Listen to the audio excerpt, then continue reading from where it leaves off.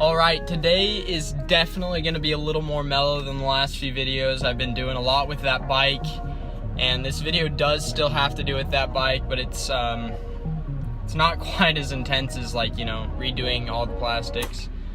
We are going to be redoing the vinyl on the seats, and so I basically this is just a how-to on how to reupholster motorcycle seats, or any seat for that matter. Your basic materials are going to be a staple gun, staples for that staple gun. You're also going to need any sort of tool that can pick staples from the seat that are already there. And then you're gonna need the vinyl. You can get that at like any fabric store, so that's always in the $13 range for me. But it's a very cheap way to get a brand new look on your seats. And without further ado, I guess we'll get to it. I'll put that video up right now. Alright, now that we have everything, we're going to start off by picking our staples.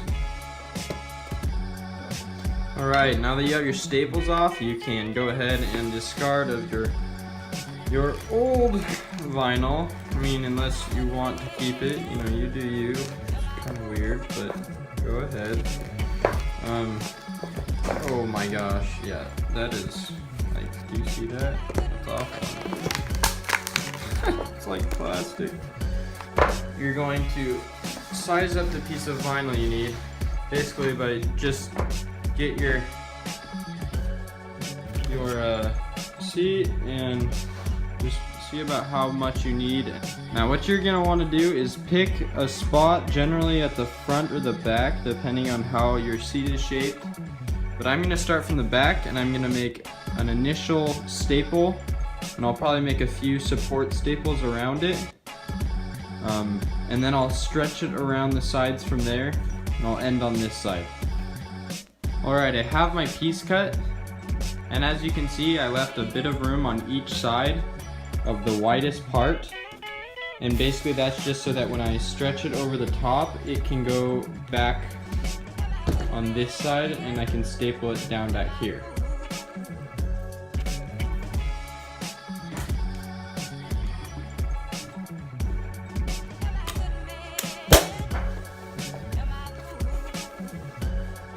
We don't. This is. Oh, I ran out of staples.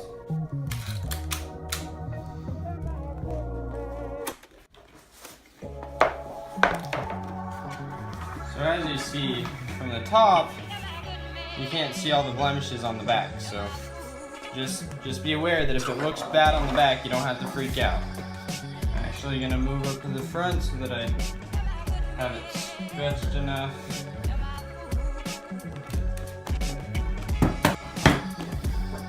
So as you can see, it's roughly starting to come together, and as you pull it down the side, it brings the shape together more and more. So from here, we're going to tighten this front, and then we're going to tighten these sides, and then we're going to get any little odd and ends on these corner sections. So now I have the front nice and tight. Pull each side. Now, it's a little more noticeable. Getting there. Again, don't forget that if it looks weird on the back, it is not a big deal. See, it's getting closer and closer. And if you have any of these loose parts, come from the center and just kind of work your way out and get all of that extra down to the side. You see now it's flat. Now you just gotta make sure you capture that extra on the back side when you staple it down. So now you can see there's still a little bit left, which means I'm going to have to kind of work with these corners. If I pull the vinyl up to the corner, it's pretty flat there. Now I just gotta do the same thing to this side, and it should even itself out.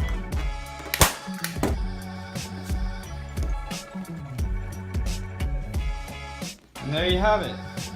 Your seat is re-vinyled. I'm just gonna cut off all this extra crap.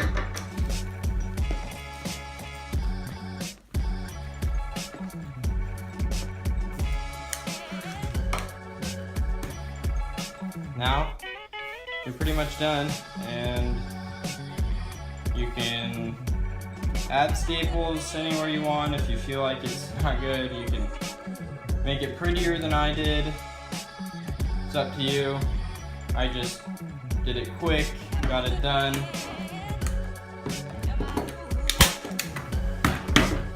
And made it look good at the same time. Alright, I hope that was a good informational video. I know it was a little bit slower than my average thing, but it's something that I think a lot of people can do. It's not very hard. It takes very little. It's really not a hard process, so I hope that was helpful. And as always, take care.